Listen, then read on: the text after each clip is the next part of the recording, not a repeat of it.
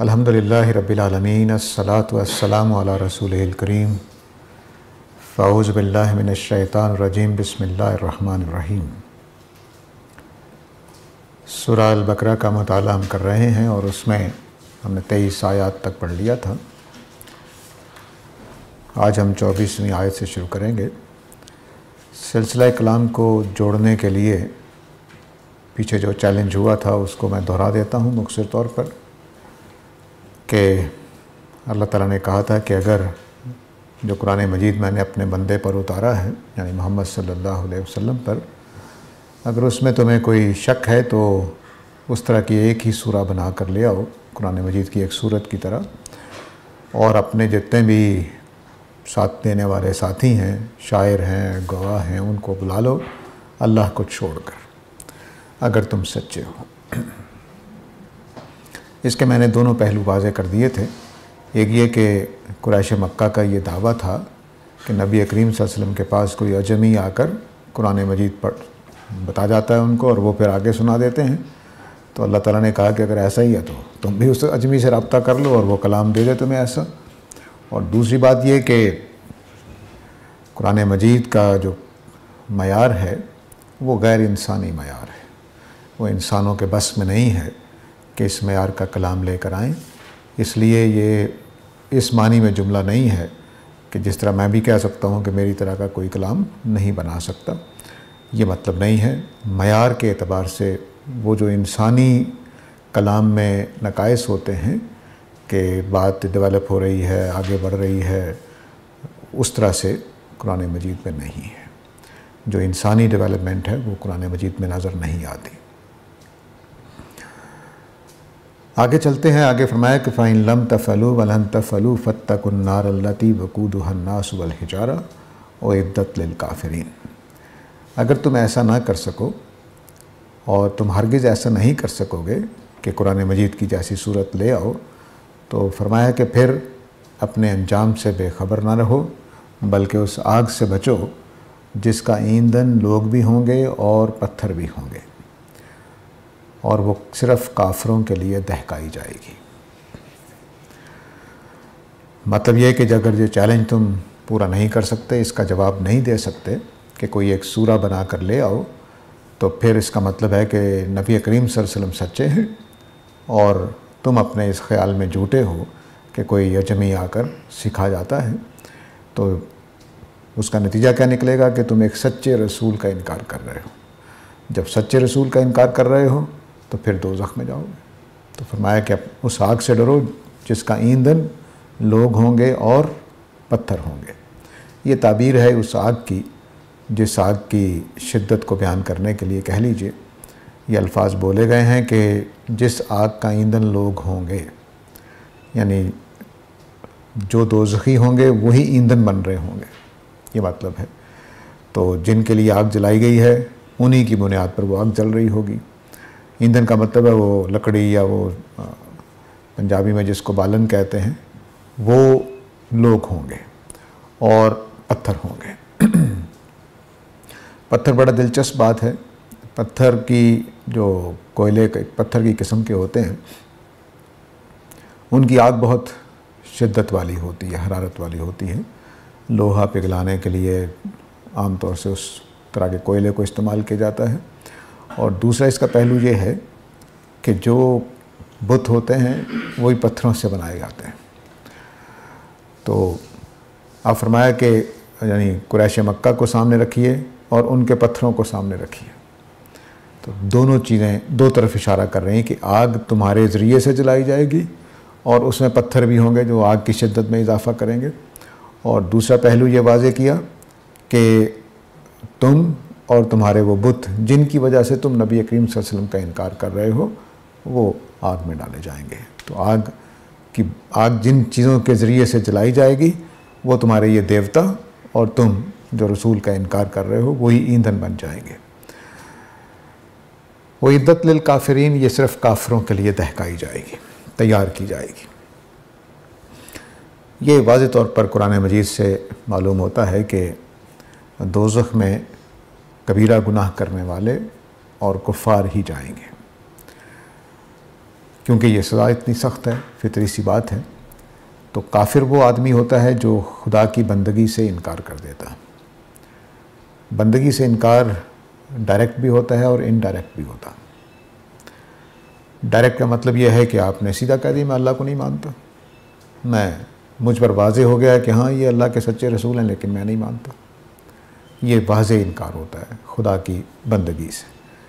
یہ کیا ہوتا ہے کہ آپ انکار تو نہیں کر رہے لیکن آپ کی حرکتیں ایسی ہیں کہ جو انکار کے ہم مانی ہیں، جس کو ہم کبیرہ گناہ سے بیان کرتے ہیں کہ ایک آدمی خدا کو مانتا ہو، آخرت کو مانتا ہو، وہ قتل کر ڈالے، ناممکن بات ہے۔ ایک آدمی خدا کو مانتا ہو، آخرت کو مانتا ہو، جنت دوزخ کو مانتا ہو اور وہ زنا کر بیٹھے، یہ ہو نہیں سکتا۔ ایک آدمی اللہ کو مانتا ہو، آخرت کو مانتا ہو اور وہ لوگوں کا پیسہ ہی بٹورتا چلا جائے، یہ ناممکنات میں سے ہے۔ تو یہ انڈائریکٹ خدا کا انکار ہو جاتا ہے۔ اس لیے فرمایا کہ جو کبیرہ گناہ سے بچ کے آئیں گے اور چھوٹے موٹے گناہ کیے ہوں گے ان کو میں معاف کر دوں گا، ٹھیک ہے۔ تو ڈائریکٹ انکار یہ ہے کہ سیدھا سیدھا آدمی ملحد ہو جائے، دہریہ ہو جائے، ایتھیسٹ ہو جائے، اور انڈائریکٹ انکار یہ ہے کہ وہ کبیرہ گناہوں کو اپنی زندگی کا اوڑھنا بچھونا بنا لے، وہ سرکشی اختیار کر لے، خدا کو مانتے ہوئے بھی، آخرت کو مانتے ہوئے بھی، تو اس کی بے پرواہی کے ساتھ زندگی گزار رہا ہے۔ تو یہ لوگ جو ہیں ان کے لیے یہ آگ تیار کی جائے گی۔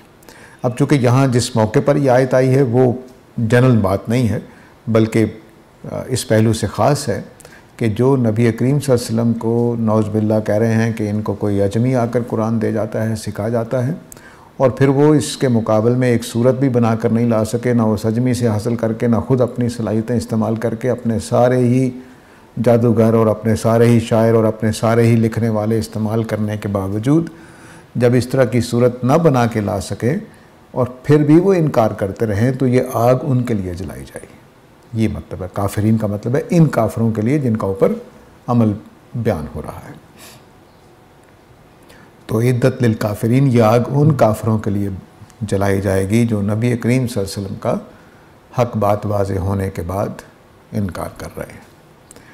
ہر کافر کے بارے میں یہ بھی بات یاد رکھیے کہ کافر ہوتا ہی وہی ہے جس پر حق بات واضح ہو جائے اور وہ انکار کر دے، جس پر حق بات واضح ہو جائے اور وہ انکار کر دے۔ کافر کے معنی انکار کرنے والے کے، لیکن وہ آدمی کافر نہیں ہوتا جس پر ابھی بات واضح نہیں ہوئی، جس تک بات پہنچی نہیں ہے اور وہ دوسرے نظریے پر قائم ہے، تو وہ تو انکار ہی نہیں کر رہا، تو وہ کافر نہیں ہوتا۔ تو کافر کے لیے ضروری ہے کہ وہ انکار کرنے والا ہو۔ اب کافر انکار کر رہا ہے تو دو حالتیں ہو سکتی ہیں، یعنی انکار تو کر رہا ہے لیکن دو حالتیں ہیں۔ ایک یہ کہ اس کو اپنی بات پر پورا اطمینان ہے، وہ سمجھتا ہے کہ میری بات ٹھیک ہے لیکن آپ کی غلط ہے اس لیے انکار کر رہا ہے، اور دوسری صورت یہ ہے کہ اس کو پتہ ہے کہ میری بات غلط ہے لیکن میں نے نہیں ماننی، میری قوم کیا کہے گی، میرا قبیلہ کیا کہے گا، میری انا، میں اس کی بات مان لوں۔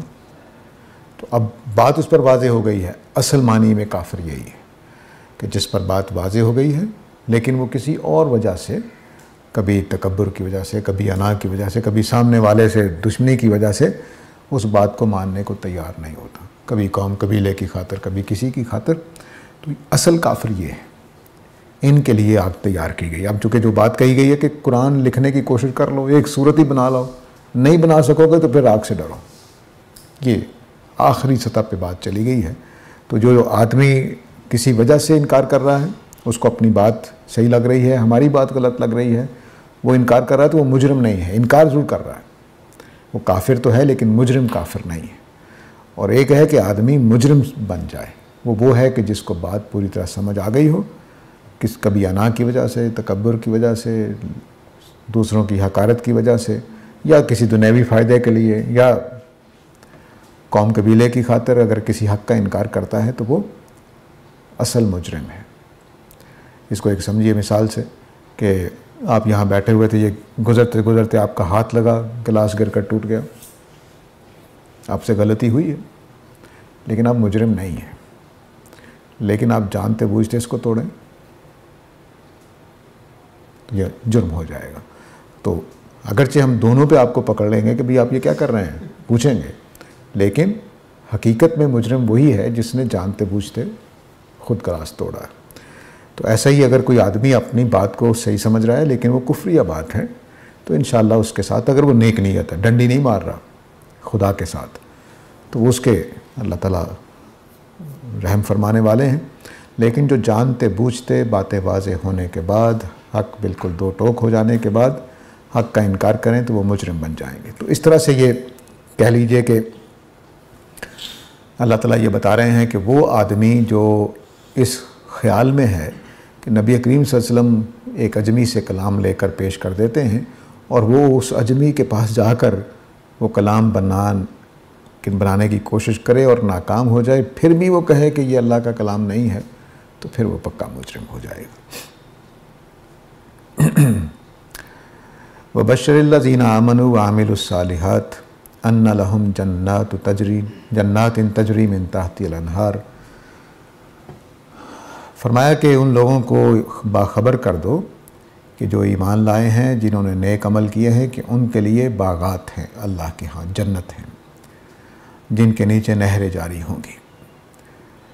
یہ پورا قرآن مجید میں یہ مضمون بیان ہوا ہے، اور کہیں بھی صرف ایمان کو ذریعہ نجات نہیں بتایا گیا اور کہیں بھی صرف اعمال صالح کو ذریعہ نجات نہیں بتایا گیا۔ یہ دونوں باتیں بہت اہم ہیں، دین کے بنیادی مقدمات میں سے ہے، بنیادی یعنی جو بیسکس ہیں قرآن اسلام کی، ان میں یہ بات آتی ہے کہ مثال کے طور پر اگر کوئی آدمی خدا کا انکار کرتا ہے، آخرت کا انکار کرتا ہے اور نیکیاں کرتا ہے، اس کی نیکیوں کا آخرت کے حوالے سے کوئی وزن نہیں ہے۔ آگے چل کر اللہ تعالیٰ حج جیسی عبادت کے بارے میں یہی کہیں گے کہ وہ آخرت کے لیے نہیں کر رہا، اللہ کی خاطر نہیں کر رہا، لیکن نیکیاں کر رہا۔ یعنی کتنے ہی ہمارے دور جدید میں کتنے ہی ایسے لوگ ہیں کہ جو خدمت خلق کا کام کر رہے ہیں، قوم ملت کے لیے پڑھانے کا یتیم خانے کھول رکھے ہیں، لیکن اللہ کو نہیں مانتے، آخرت کو نہیں مانتے۔ تو ان کے عمل کا کوئی وزن قیامت والے دن سامنے نہیں آئے گا۔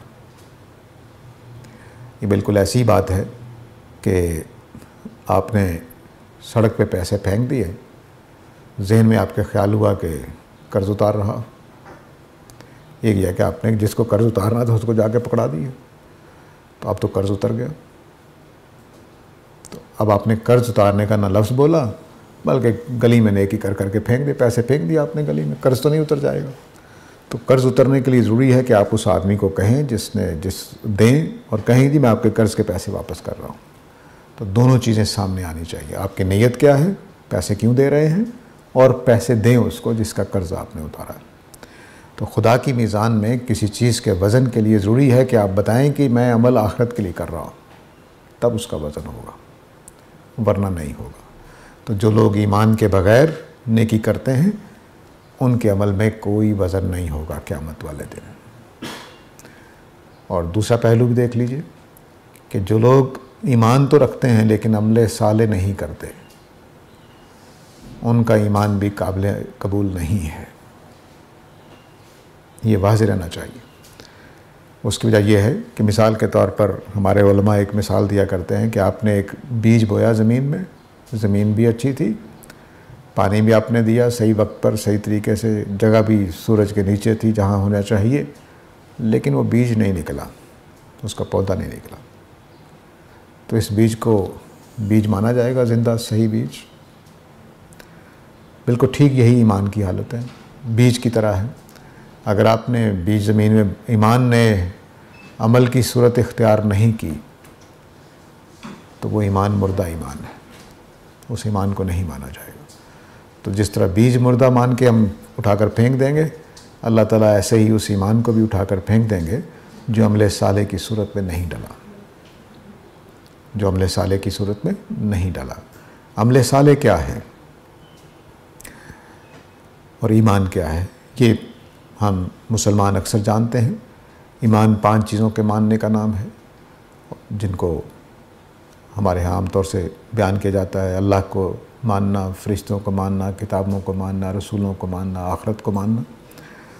اور عمل صالح جو ہیں وہ 2 چیزیں اس کے اندر آتی ہیں، ایک اللہ کے ساتھ معاملات ہمارے، عبادت ہے، خدا کی بندگی ہے۔ عبادت پہ ہم پچھلے نشست میں بات بھی کی تھی۔ اور دوسرا یہ ہے کہ لوگوں کے ساتھ ہمارے جو معاملات ہیں ان میں ہم حق انصاف پر قائم رہیں، حقوق ادا کرتے رہیں، کسی کے ساتھ غیر اخلاقی حرکت نہ کریں، بے ایمانی نہ کریں، بددیانتی نہ کریں، یہ لوگوں کے ساتھ معاملات میں۔ تو یہ عمل صالح ہے۔ عمل صالح کو ایک اور پہلو سے سمجھ لینا چاہیے کہ ایمان اور عمل صالح کو، کہ ایک ہے حق جس کی جمع حقائق ہوتی ہے۔ تو ایمان کا مطلب ہے کہ ہم نے حق کو مانا جس کی جمع حقائق ہے، اس کو مان لیا۔ حقیقتوں کو ماننا یہ ایمان ہے۔ اور عمل صالح کیا ہے؟ حقوق ادا کرنا، حق ادا کرنا جس کی جمع حقوق ہے۔ تو حق کا لفظ جو ہے وہ پورے دین کو بیان کر دیتا ہے۔ حق بمعنی حقائق ایمان کی چیز ہے، اور حق بمعنی حقوق عمل صالح کی چیز ہے۔ تو میرے آپ کے حقوق، ماں باپ کے حقوق، بہن بھائیوں کے حقوق، رشتہ داروں کے حقوق، گاہک کے حقوق، دکاندار کے حقوق، یہ ادا کرنا، معاشرے کے حقوق، ریاست کے حقوق، یہ عمل صالح ہیں انسانوں کے معاملات میں۔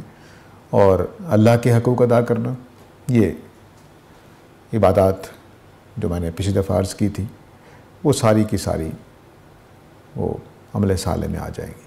اپنی حقیقت کے اعتبار سے ایمان بھی عمل صالح ہی ہے کہ ہم کیا کرتے ہیں؟ ایک حق کو مان لیتے ہیں۔ تو ہمارا حق کو ماننا ایک عمل ہے۔ تو وہ آدمی کافر ہوگا جو حق کو نہ مانے، جس کا اوپر ذکر بھی ہوا۔ تو حق کو جو نہیں مانتا وہ کافر ہے۔ تو اب فرمایا کہ وہ لوگ جو ایمان والے ہیں، جب حق واضح ہو گیا ہے تو اس کو مان رہے ہیں۔ سیاق و سباق میں جب ہم بات کر رہے ہیں تو نبی صلی اللہ علیہ وسلم کے بارے میں بتایا کہ جو یہ شک رکھتا ہے کہ نبی کریم صلی اللہ علیہ وسلم پر جو کچھ نازل ہوا ہے وہ میری طرف سے نہیں ہے تو وہ لے آئے سورہ۔ اب جو انکار کر رہے ہیں ان کو دوزخ کی دھمکی دے دی، اور فرمایا جو ایمان والے ہیں، جو ان حقائق کو اب تسلیم کر رہے ہیں، یہ حق قائم ہو گیا کہ نبی کریم صلی اللہ علیہ وسلم اللہ کے سچے رسول ہیں اور قرآن اللہ کی کتاب ہے، تو جو اس کو مان رہے ہیں اور اس کے مطابق عمل صالح کر رہے ہیں، ان کے لیے جنتیں ہیں جن کے نیچے نہریں جاری ہوں گی۔ نیچے کا مفہوم جو ہے وہ ہماری ہر زبان میں ہوتا ہے۔ موڑنا ہو تو کہتے ہیں ٹرن ڈاؤن، ادھر نیچے اتر جانا، مڑ جانا ادھر۔ اسی طرح اردو میں بھی کہتے ہیں میں سڑک پر اتر گیا۔ اترنے کا مطلب یہ نہیں ہوتا کہ میں پھر دائیں طرف اتر گیا، یعنی سڑک پر چلتے چلتے دائیں طرف مڑ گیا۔ تو اس کا مطلب یہ نہیں ہوتا کہ نیچے صرف، ساتھ ساتھ چلنے والی چیزوں کو بھی نیچے کہہ دیتے ہیں۔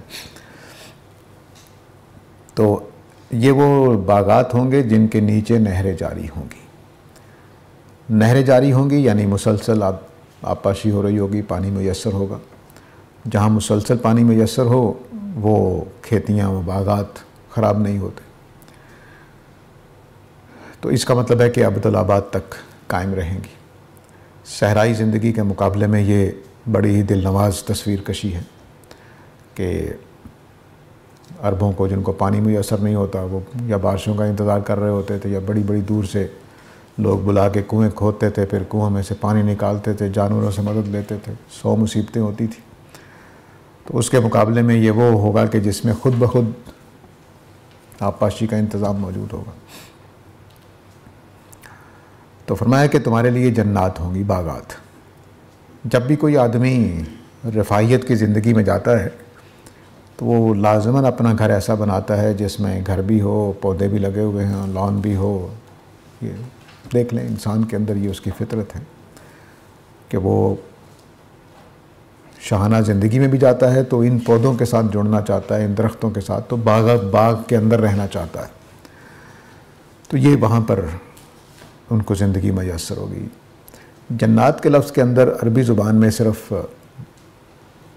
پارک ٹائپ باغ کا تصور نہیں ہوتا، بلکہ پھلوں والے باغ کا تصور بھی ہوتا ہے۔ یعنی وہاں اناج بھی ہے، پھل بھی ہیں، کھانے کی چیزیں بھی ہیں۔ تو یہاں پر بھی یہی مراد ہے کہ جنت میں قیامت والا دن جو جنت ملے گی وہ صرف پودوں سے سجی ہوئی نہیں ہوگی، بلکہ اسی خوبصورتی کے ساتھ اس میں پھل اور میوے بھی ہوں گے۔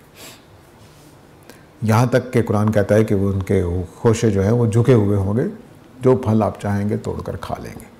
تو یہ باغات صرف خوبصورتی کے اعتبار سے نہیں ہے کہ پھلدار یا پھولدار پودے لگے ہوئے ہیں، بڑی اچھی قسم کی باڑیں بنی ہوئی ہیں، بڑا سرو قامت پودے ہیں، خوبصورت پھولوں والے نہیں، اس میں غذا کا بھی انتظام ہوگا۔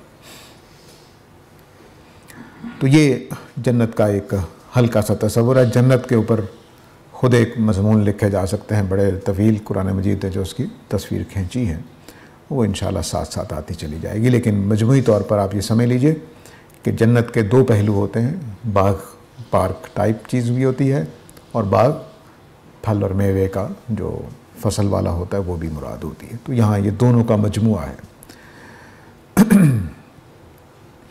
تو اب دیکھیے کہ ہمیں رہنے کے لیے ایسا گھر دیا جائے گا جو جنت میں جائیں گے، جو جنت کی ٹائپ کا ہوگا، باغ کی ٹائپ کا ہوگا، اس میں پارک بھی ہے اور اس میں پھل میوے اور اس کا بھی انتظام ہے، اور یہ دائمی طور پر سرسبز رہیں گے کیونکہ ان کے پانی میسر ہوگا مسلسل۔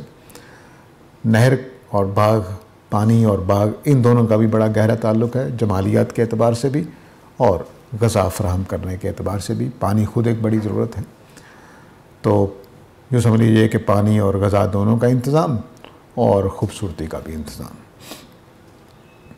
آگے فرمایا کہ کلما رزقوا منہا من ثمرۃ رزقا، جب بھی ان کو کوئی رزق دیا جائے گا اس پھلوں میں سے، تو وہ کہیں گے کہ ھذا الذی رزقنا من قبل، ہمیں یہ پہلے بھی دیا گیا، وَأُتُوا بِهِ متشابہا، اور ان کو واقعی ملتے جلتے پھل دیے جائیں گے۔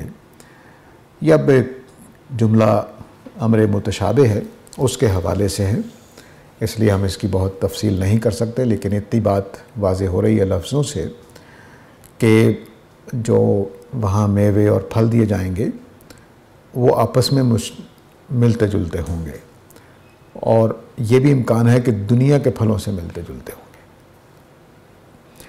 بس ہمیں جو وہاں انار دیا جائے گا وہ دنیا کے انار سے ملتا جلتا ہوگا، لیکن اپنی کوالٹی میں، اپنے ذائقے میں، اپنے حسن و جمال میں وہ کہیں بڑھ کر ہوگا۔ ٹھیک ہے، یہ اس کا ایک مطلب سامنے آ رہا ہے۔ ایک یہ کہ وہاں پر جو پھل دیے جائیں گے، مثلا ابھی مجھے انار دیا گیا، اگلے دن پھر انار دیا گیا، تو وہ دیکھنے میں تو کل جیسے انار جیسا تھا، لیکن اس کا ذائقہ اور بھی لذیذ، اس کی شکل اور بھی لذیذ ہو جائے گی۔ تو یہ دونوں مطلب لیے جا سکتے ہیں اس کے۔ تیسرا مطلب ہمارے علماء میں سے کچھ نے یہ لیا ہے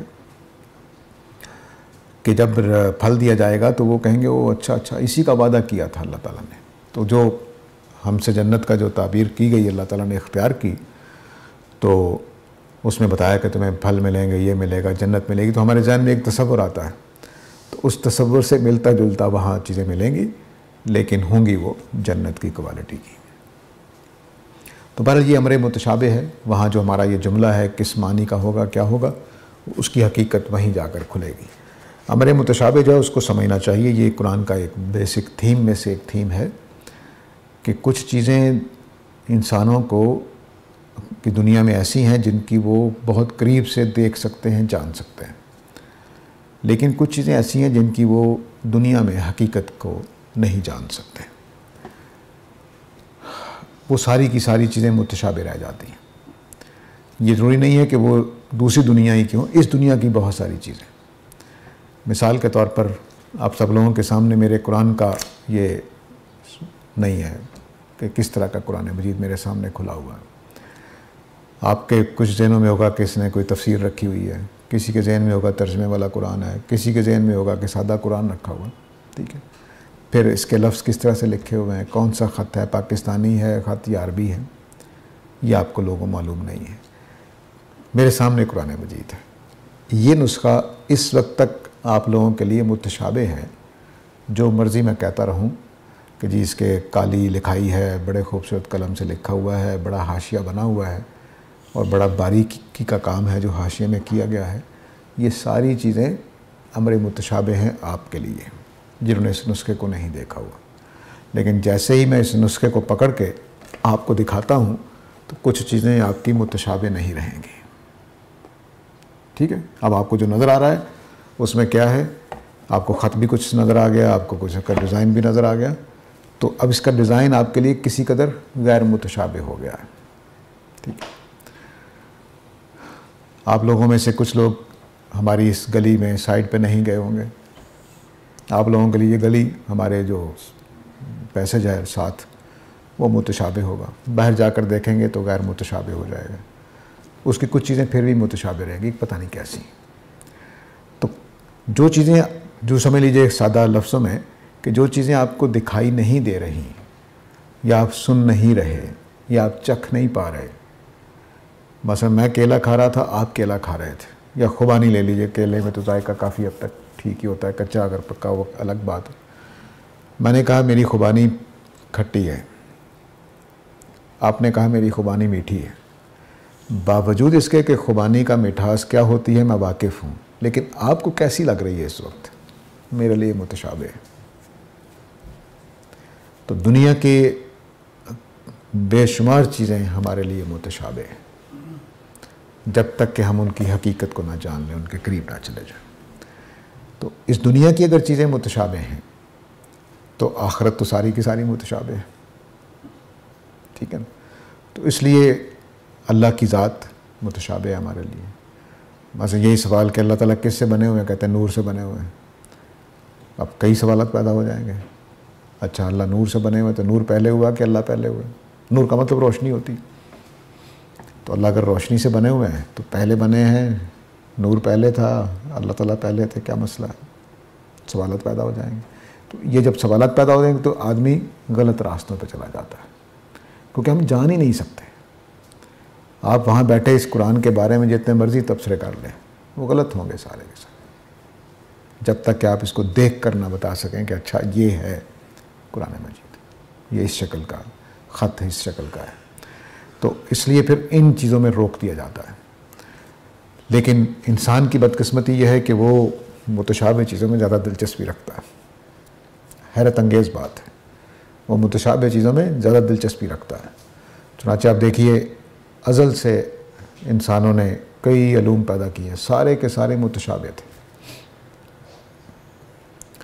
مائتھالوجی ساری متشابہ امور سے متعلق ہوتی ہیں، لوک کہانیاں ساری کی ساری متشابہات سے متعلق ہوتی ہیں.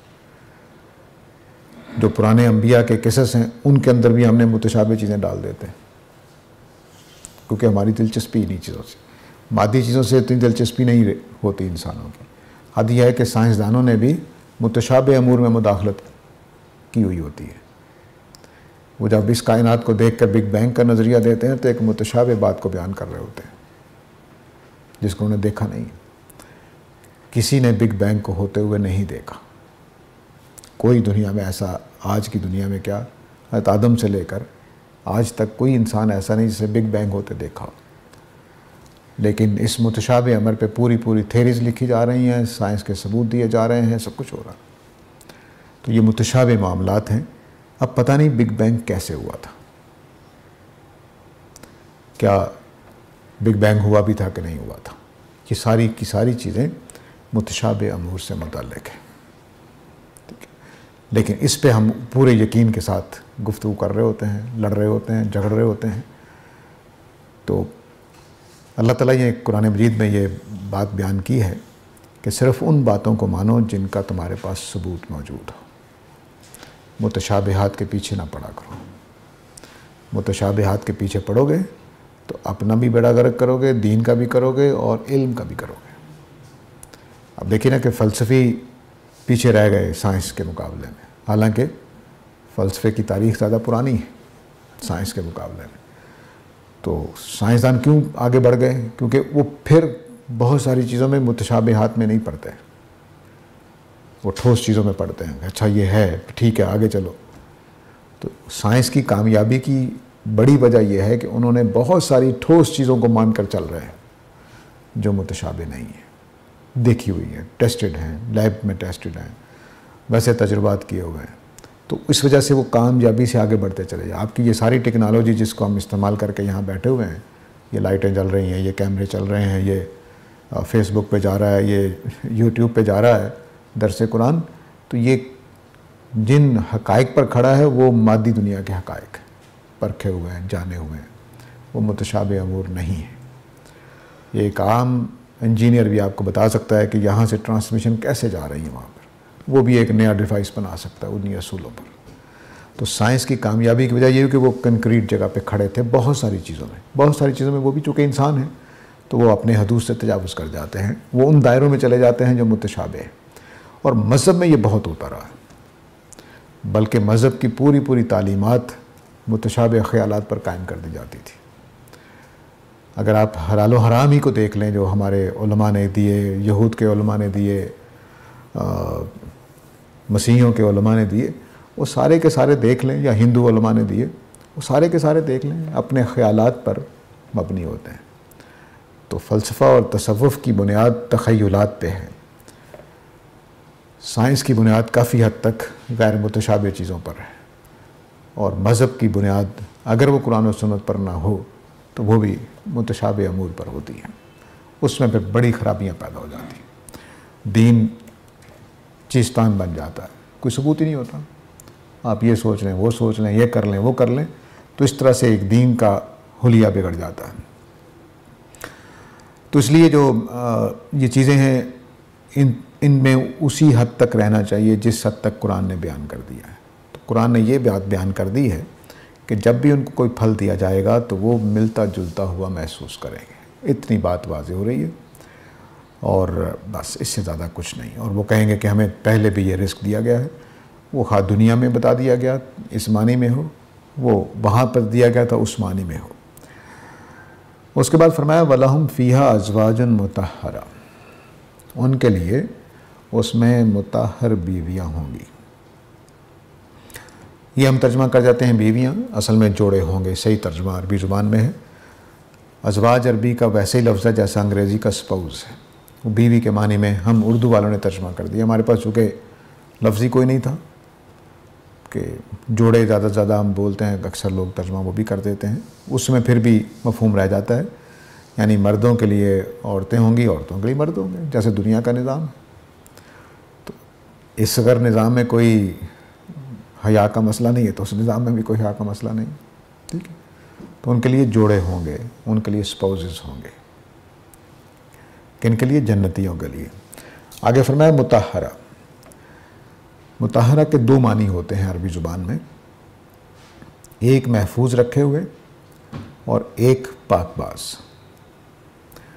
محفوظ رکھے ہوئے کا مطلب ہے جس کو قرآن نے دوسری جگہ بیان کیا ہے کہ لم یطمثہن انس قبلہم ولا جان، کہ اس سے پہلے وہ کسی جن یا انسان نے ان کو نہیں چھوا ہوگا۔ اور دوسرے اس کے معنی ہوتے ہیں پاک باز کے۔ پاک باز کے پھر دو معنی ہوتے ہیں، ایک اس کے معنی ہوتے ہیں کہ وہ چیز اس چیز کے ساتھ سوٹیبل ہے۔ دنیا میں کتنی ہی شادیاں ناکام ہو جاتی ہیں اس لیے کہ دونوں میاں بیوی ایک دوسرے کے لیے سوٹیبل نہیں ہوتے، مزاجوں کا فرق ہوتا ہے، پسند ناپسند کا فرق ہوتا ہے، زندگی گزارنے کے زاویے کا فرق ہوتا ہے، غصے اور نرمی کا فرق ہوتا ہے، تو وہ ناکام ہو جاتی ہیں۔ جنت میں جو سپوزز دیے جائیں گے وہ سوٹیبل ہوں گے ایک دوسرے کے لیے، دونوں ایک دوسرے کو ہر پہلو سے پسند کریں گے۔ اور پاک باز کا مطلب یہ بھی کہ وہ پاک دامن ہوں گے، ان کے اندر بے حیائی عریانی اس طرح کے ایلیمنٹس نہیں ہوں گے۔ وَهُمْ فِيهَا خَالِدُونَ، اور وہ اس میں ہمیشہ ہمیشہ رہیں گے۔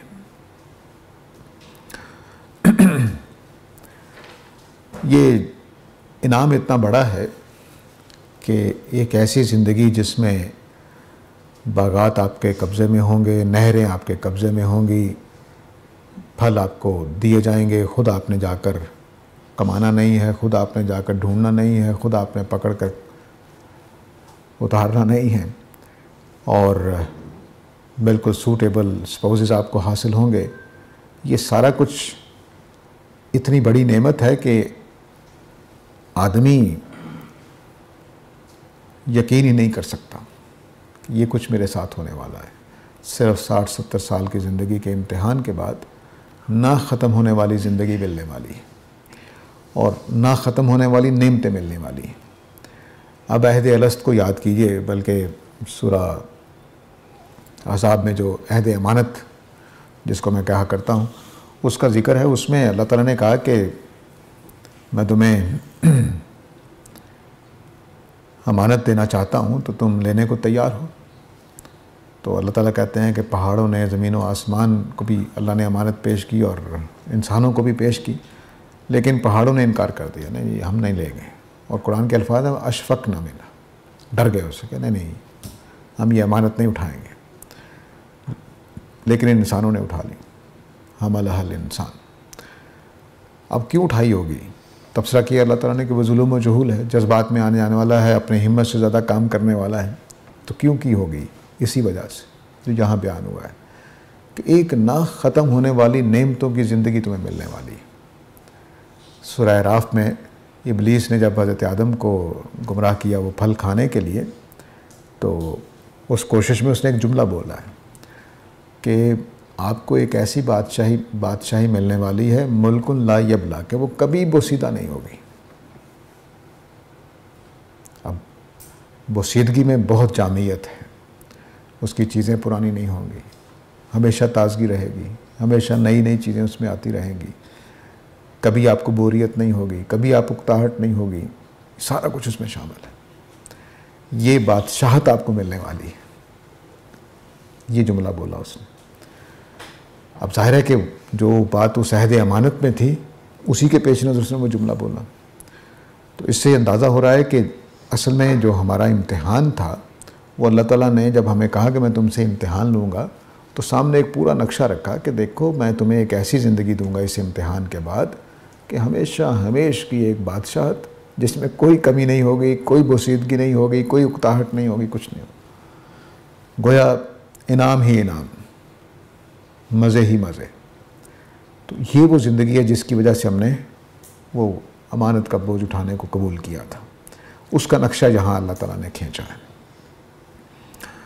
کہ کیا ہوگا کہ اس میں رزق ملے گا، ان کو پھل ملیں گے، باغات ہوں گے جس کے نیچے مسلسل پانی کی فراوانی سے میسر رہے گا، اس میں ان کو جب پھل دیے جائیں گے تو خوبصورت ملتے جلتے اور وہ ان سے مانوس ہوں گے، اور پھر ان کے لیے جوڑے ہوں گے، ان کے لیے سوٹیبل، ان کے لیے پاک باز اور ان کے لیے محفوظ رکھے گئے، اور وہ اس میں ہمیشہ رہیں گے، کبھی ختم نہیں ہوں گے۔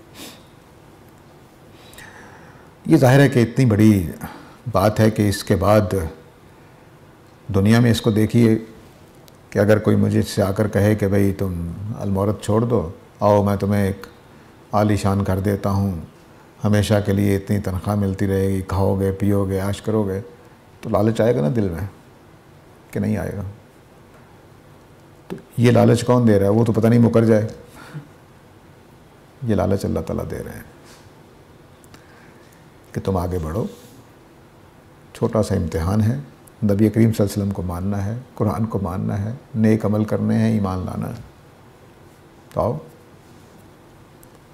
لیکن ہم حوصلہ نہیں کرتے، کمزور رہ جاتے ہیں۔ وجہ کیا ہے؟ وجہ یہ ہے کہ وہ جنت جو ابھی ادھار ہے اس کے لیے میں اس جنت کو چھوڑ دوں، اس کھانے کو چھوڑ دوں جو اس وقت مجھے میسر ہے، تو یہ وہ رکاوٹ بن جاتی ہے انسان کے لیے۔ آگے اللہ تعالیٰ واضح کریں گے کہ وہ کیا چیزیں ہیں جو ہمارے لیے رکاوٹ بن جاتی ہیں۔ تو بہرحال خدا نے یہ بتایا کہ دیکھو جو کافر ہیں وہ آگ میں چلے جائیں گے، اور جو ایمان لانے والے ہیں اور نیک عمل کرنے والے ہیں ان کو کیا زندگی ملے گی۔ اب یہ قرآن مجید کرتا کیا ہے کہ دو چیزوں کو تقابل میں لے آتا ہے، دوزخ کو اور جنت کو تقابل میں لے آتا ہے، اور پھر بات کرتا ہے کہ ایک طرف یہ زندگی ہے، ایک طرف یہ زندگی ہے۔ تو خوف بھی ہے اور اس میں بشارت بھی ہے۔ تو خوف پیدا کرنا اور جنت کے لالچ دینا، یہ میں لالچ سوچ سمجھ کے بول رہا ہوں، اس کو یہ نہ سمجھیے گا کوئی نیگیٹو لفظ ہے۔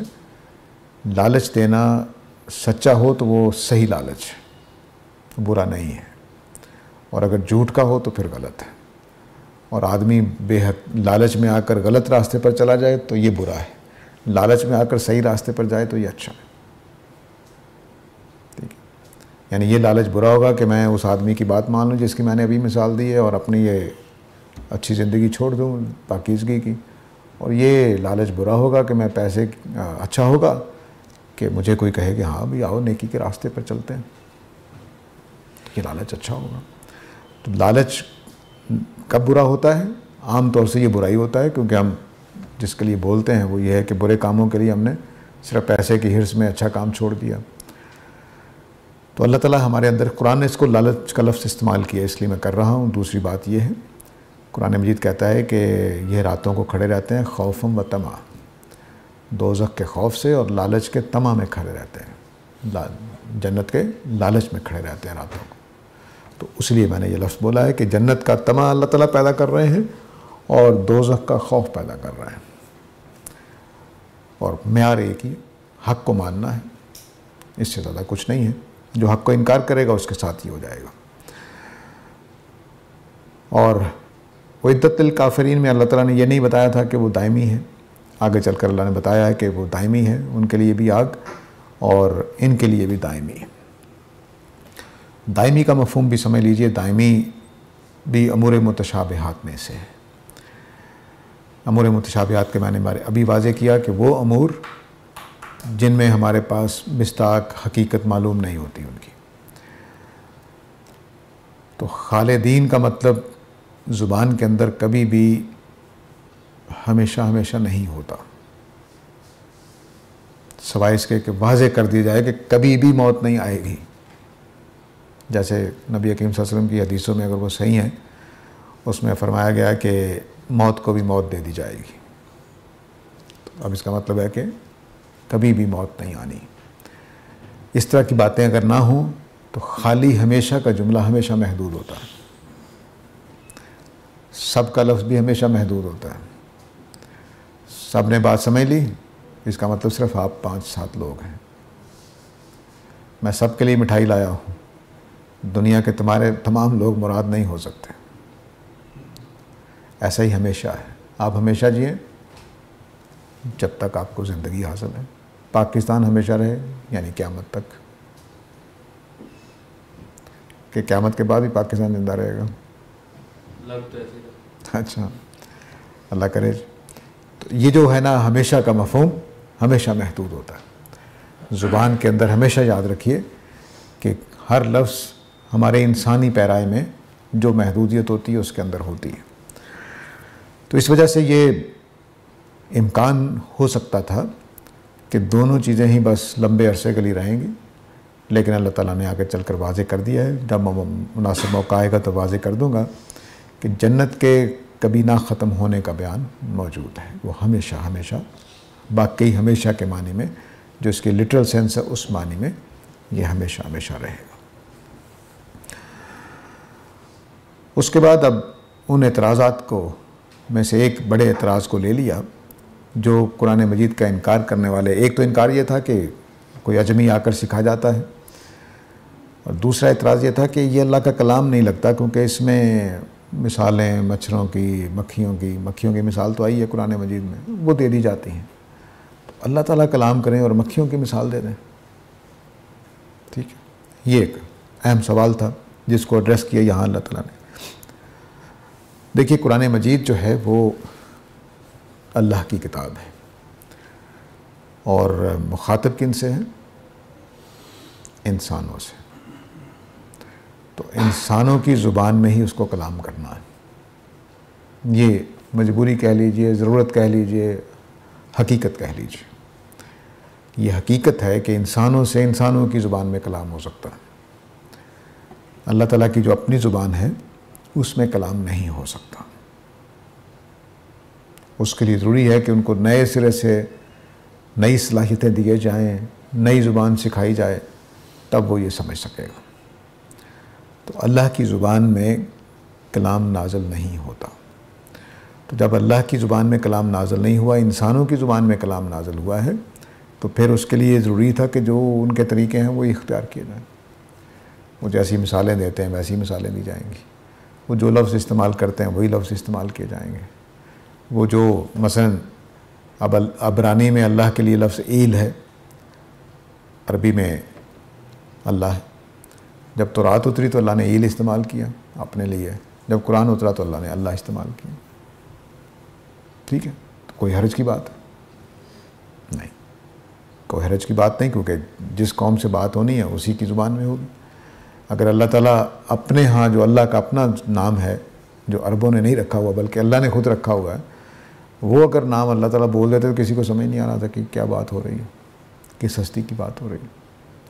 تو اس طرح سے یہ جو بات ہے وہ واضح رہنی چاہیے کہ یہ انسانی کلام میں، انسانوں کی زبان میں کلام ہوا ہے، اس لیے انسانی پیرائے اور انسانی اسلوب میں ہی بات ہوگی۔ تو اس لیے یہ بات جو ہے اس میں اعتراض یہ کیا گیا کہ اللہ تعالیٰ مثالیں دے دیتے ہیں مچھروں کی یا اس طرح کی، تو ترجمہ کر کے روک لیتے ہیں کیونکہ ٹائم ہو گیا ہے، نماز کا پھر ٹائم ہونا ہے۔ تو ترجمہ یہ کر دیتے ہیں کہ اللہ نے فرمایا کہ اللہ تعالیٰ اس سے نہیں شرماتے کہ وہ کوئی مثال دیں کسی مچھر کی یا اس سے بھی کسی چھوٹی چیز کی، اس سے نہیں شرماتے۔ باتیں واضح کرنے کے لیے مثالیں دینی پڑتی ہیں، اور جہاں تک اہل ایمان ہیں وہ باتوں کو سمجھتے ہیں اور کہتے ہیں ہاں یہ سچی بات ہے، اللہ کی طرف سے ہے، اور جن کے دلوں میں روگ ہوتا ہے وہ پھر پوچھتے ہیں یہ اللہ تعالیٰ کیا چاہتے ہیں مچھر کی مثال دے گا، مطلب کیا ہے جی، کیوں دے رہے ہیں اللہ تعالیٰ، وہ اس طرح کی باتیں کرتے ہیں۔ تو انشاءاللہ اس آیت پر آگے تفصیل کریں گے۔ تو آج ہم نے 25ویں آیت تک پڑھ لیا ہے، 26ویں آیت انشاءاللہ اگلی دفعہ دیکھیں گے۔